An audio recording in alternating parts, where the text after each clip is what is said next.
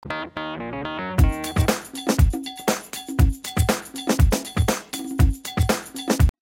there guys, it's Joel here from Aussie Chart Trends. Today's market update is for the week ending the 21st of September 2012.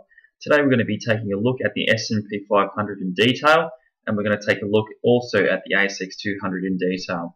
But before we do that, I've just got to remind everyone that watches these videos that aussiecharttrends.com.au, and this video are for educational purposes only.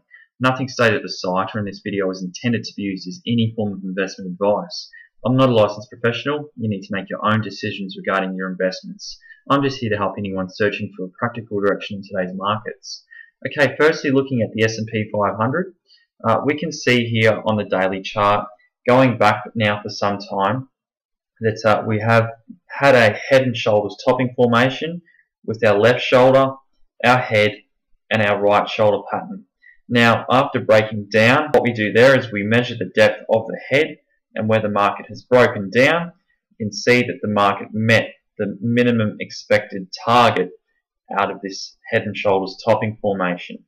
Now, we've had this zigzag action going on now for some time, and I'm of the opinion now that this market action going all the way back to early June, that we may be going up in a rather large rising wedge pattern.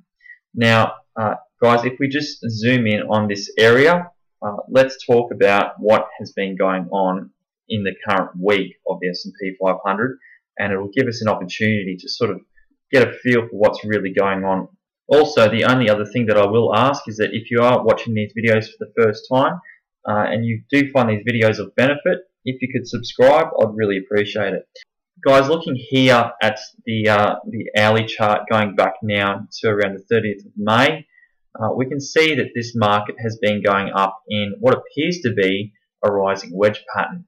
Now, you might say, well, look at this. This market clearly went over this area, and this isn't a rising wedge pattern. This is a rising channel. Well, it very may well be a rising channel line, but the reason why I think it is a rising wedge pattern is because we've only got two touches on this top line, and we can see that if we move this line back over to where I had it, which is around this area here, we can see that there's 1, 2, 3 touches, and then once the market got over this area on what I think is a lot of hot air coming from the Federal Reserve, we came back down for a back test on this area, and it acted as support. And we can see now that the market relatively closed within this rising wedge pattern just on Friday. So as fast as the market went up on Ben Bernanke's speech about QE3, the markets were quick to get back under this level fairly fast. Let's zoom in on this area and see also what's going on. That announcement last Thursday really boosted the markets up, and all week long we came in a descending channel, which gave out a little bit of a push to the upside, but then we sort of closed the week down to sideways. Now, the fact that the market is now back underneath this line of our rising wedge channel, guys, I'd be cautious at this stage because I think that the market really needs to come back down and test some areas of support. Also, there's a new line that I've put up on this chart, which is this line here. Now, after breaking this area here, we came down and almost came back up for a back test, didn't quite get there, but then we came back down. So the market action for the S&P 500 this week was quite weak, and there wasn't really any strength coming out. Now, over here, we had a pattern that potentially looked like a head and shoulders topping formation. But as you can see, clearly we didn't get that break of this red neckline, and the markets found a level there of support, and the markets were able to continue to rally on up. But what I think we might be looking at here is an even larger head and shoulders topping formation, where we see a left shoulder, a head, and potentially a right shoulder in the process. So the key level of support for now is this yellow line here. Now I might just change the color, and I'll make this a light blue color so that everyone can see that what I'm talking about when I release the next video, and we'll keep our eye on these light blue lines. And guys, if the S&P 500 comes down and takes this level out, I would then expect that this red line will get another attack. As you can see, we do have support levels here around the 1440 area just above, and we've also got another level there of support in 1430s and also around the 1420 area. The S&P 500 for now does not have any bullish patterns. If we look on the daily chart, we had this inverted head and shoulders pattern over here that gave the markets a boost all the way up to around the 1395 area. And what we did there is we measured the depth of this pattern and we added on to where the market broke out. And we can see clearly it met its minimum expected target, and the markets have gone sideways to up since. And for now though, there's no bullish patterns to say that this market is going to keep continuing to go up. That's it for the S&P 500. Just keep your eye on those support levels and also keep your eye on this red line here. Okay, let's take a look now at the asx200. Looking on the hourly chart here, this week we identified that this market appears to be coming up in a rising wedge pattern. And we were discussing this week also that this blue line here, if we extend it back, we can see clearly that there's levels of resistance and there's levels of support within this pattern. Now, usually when you get this sort of signal, that confirms that this is a rising wedge pattern. Now, also this red line has held up as support for the market. We may actually get one more push to the upside before coming back down and breaking this blue line. Now, I would expect that selling pressure would occur if we break this area, and also this red level of support here too. Where would we break down to?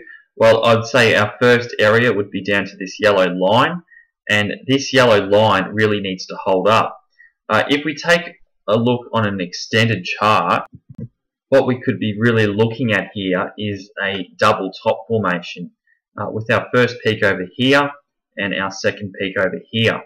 Now, if this market was to come down and take out this level of support here around the 4,270 area, we may encounter some large selling pressure. Now, why is that? Well, let's take a look now on the daily chart. Looking here on the daily chart, we can see that the asx200 came up in a large rising wedge pattern. Now, after breaking out of this rising wedge pattern, we've come down to this yellow line as an area of support. Now, after finding a level of support on this yellow line, the asx200 has now rallied on up to create another rising wedge pattern. Now, as you can see, this rising wedge pattern is a lot smaller than this larger one. So will the selling pressure be large, or will we get an area of support on this area and be able to find the strength to keep going up? Now, if this yellow line was to break, expect that we would encounter selling pressure probably down to this lower boundary line down here, and that would be around the 3,600 area.